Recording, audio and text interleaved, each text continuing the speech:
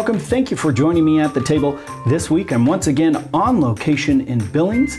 This time I'm visiting with Andrew McDonald, the president of the Billings Catholic School System.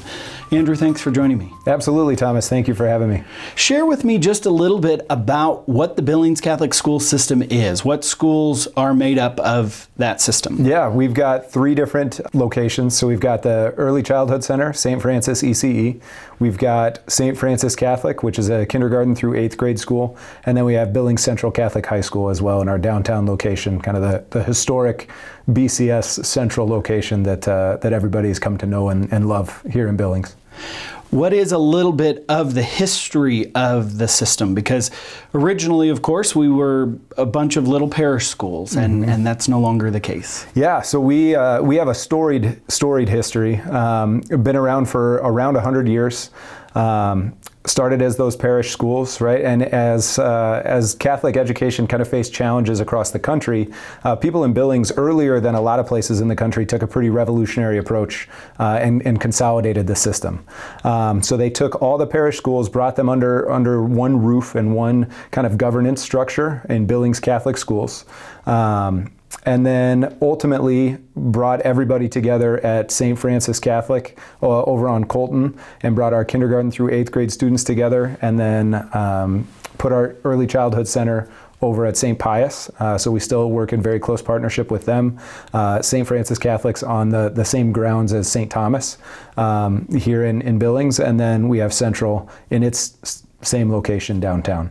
But it's a unique structure.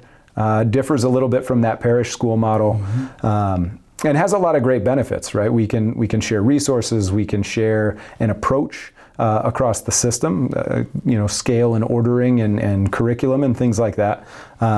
Also unique challenges in that we don't have those same one-to-one relationships with our parishes. So we have 5 incredible parishes here in Billings that all support our schools, and we try really hard to foster relationships with each of those in their own unique way and with their own unique kind of charism at each parish. Try and pay attention to those things and bring those to our students too. So in some ways more challenging, but in others opened a lot of avenues that otherwise would have been closed off to us.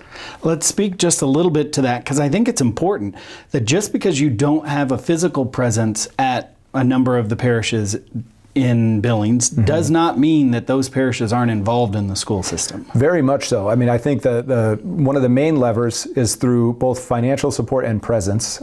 So all the parishes came together of their own volition and decided, no, Catholic education, this is a ministry of our church, and we want to be behind this. We have an obligation to support this ministry, and put their money in a lot of ways where their mouth was, and have backed us financially with tremendous generosity over the years.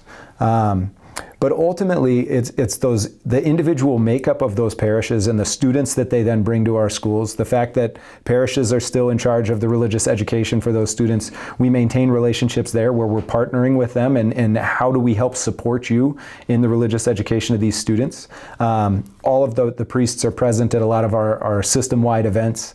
We gather with them to talk about how the schools can best serve them and support them. They bring us opportunities to help and advice and spiritual direction as well. I mean, ultimately, we rely on them to keep us focused on that mission and the ministry that we are as Catholic schools.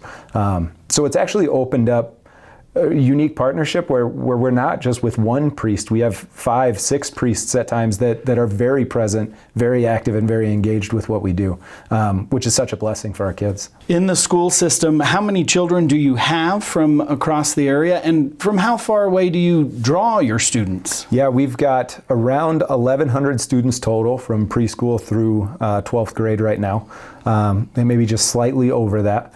And then our geographic footprint, we've got kids from as far away as Hardin that are coming in to be with us, up north towards Roundup. And then we go west a little bit as well, not as far west as we do east. But it's a big region. I'm newer to Montana, right? I've only been here for about 18, 19 months. I'm still getting used to the scale of things in Montana, right? I know they say everything's bigger in Texas, but I'm finding that very true for distances here in Montana. With a school system that large, 1,100 students, that's a pretty a healthy Catholic school system. Yeah. How many teachers are there? How many support staff are there? How is it that we're making sure that the quality of Catholic education is being delivered to those 1,100 students? Yeah, I mean, I think as a Catholic school system, when we talk about quality of education, quality of faith formation, those are two of the things that are top of mind, right? And I think our staff is the number one lever that we have to ensure that those things are there. And we have such a dedicated team of individuals here. A lot of our staff have advanced degrees. We have ways of helping them to pursue those advanced degrees. And that really impacts about the 100 or so staff, 102 staff that we have as direct classroom teachers or administrators in our system. We then have around 25, 30 kind of ancillary support staff positions.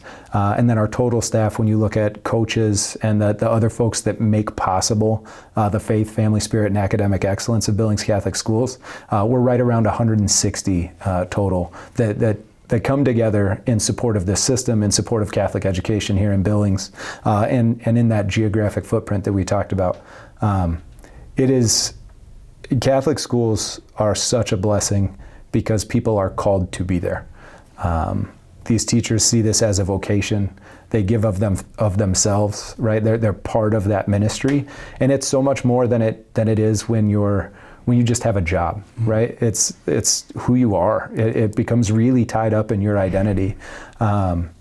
And I can't say enough good things about the staff that we have here. Our teachers are truly top notch. Our support staff are invested at everything. Our administrators are the cream of the crop. It makes my job really easy, right? I feel very blessed and privileged to work as a part of this team. The Billings Catholic School system community is made up of the alumni, the teachers, and the faculty, but of course the current student body. Yeah. Speak to the makeup of the current student body, and is it only Catholics? Is it what are the kind of students that are going to the schools right now? Yeah, I think the best way to kind of illustrate that point is by way of a story about a conversation I had with a junior student last year who was a reporter for our high school newspaper, the Billings Chronicle, the BC Chronicle. And so he came to me and he was very concerned about representation of our community in general, socioeconomic status, diversity, ethnicity makeups.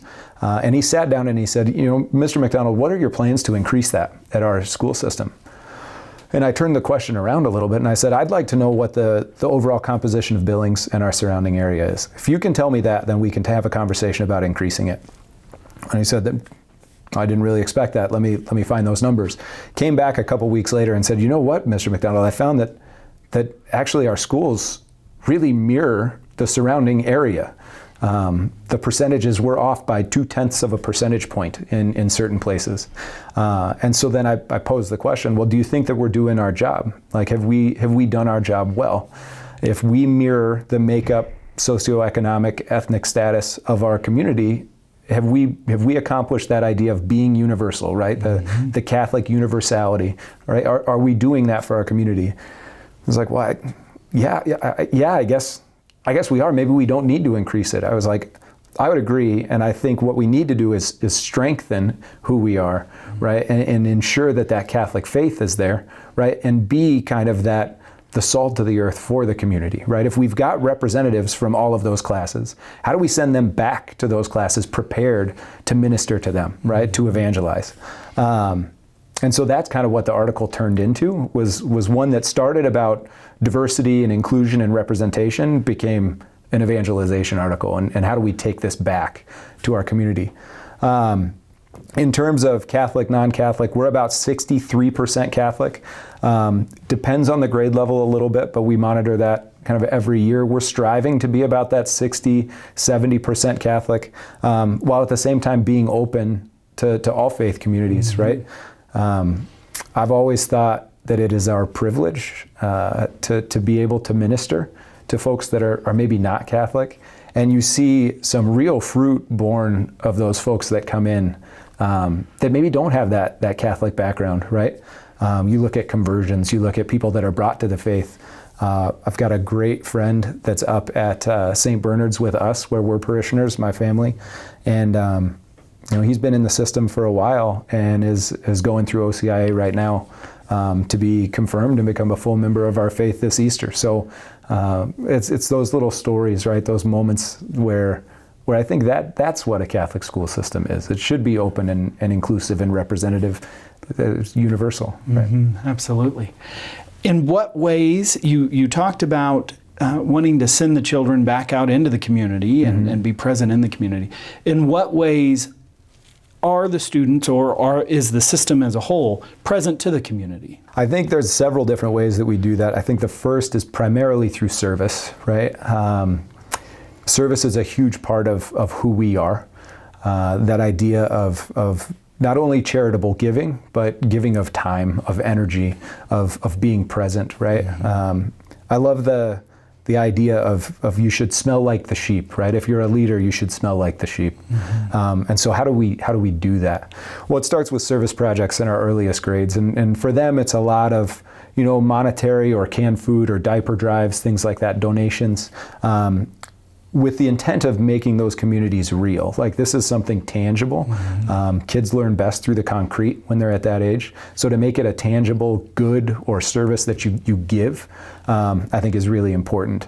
And then as they get a little bit older, it's that gift of presence and time, whether it's going to nursing homes or retirement communities or veterans communities and saying thank you or spending time reading with them or praying with them. There's a lot we can do with the other Catholic ministries here in town, whether that's Levi, or our St. Vincent de Paul Society. So how do we partner with them to help them accomplish their goals? And then finally, it's at our parishes, right? Being present in those parishes. Our parishes are very service-oriented.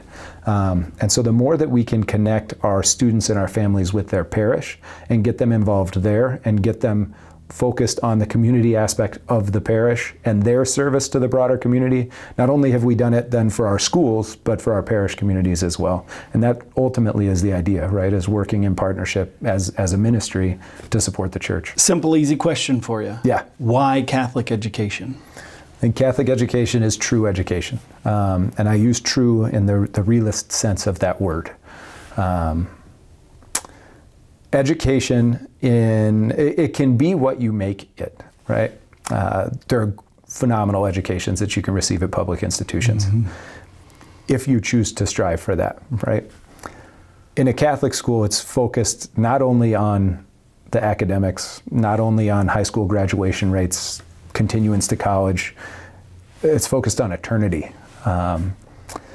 Several years ago at a prior school, I had a teacher at the beginning of the year for our work week, and I asked the same question, why Catholic education? Like, what is our job? And she looked at me and she paused for a second and said, fill the gates of heaven. That's why we're here. Our aim is eternal, right? It's not of the world. So our goal is to create disciples. And we can do that through academics, through athletics, through extracurricular competition or participation, right? We build that family because discipleship is all about community, right? So you have to have a community. And then God has imbued us with reason, right? So that we can find and develop that reason to uncover truth, beauty, and goodness in the world, right? And when we do that, and we follow the example and the model of Christ, right, we ultimately are in pursuit of happiness, which is what our Father wants from us, for us to be happy. And so for me, that's Catholic education in a nutshell. It's happiness and the pursuit of truth in the realist sense. If people want to learn more about the Billings Catholic School System, how can they do that? Yeah, I would invite you to go to our website, billingscatholicschools.org. Feel free to check us out there. There's contact us information as well. And reach out. We're happy to have a conversation or take you around our schools. Andrew, thank you for taking time today to visit with me about the Billings Catholic School System. Thank you, Thomas. I appreciate it.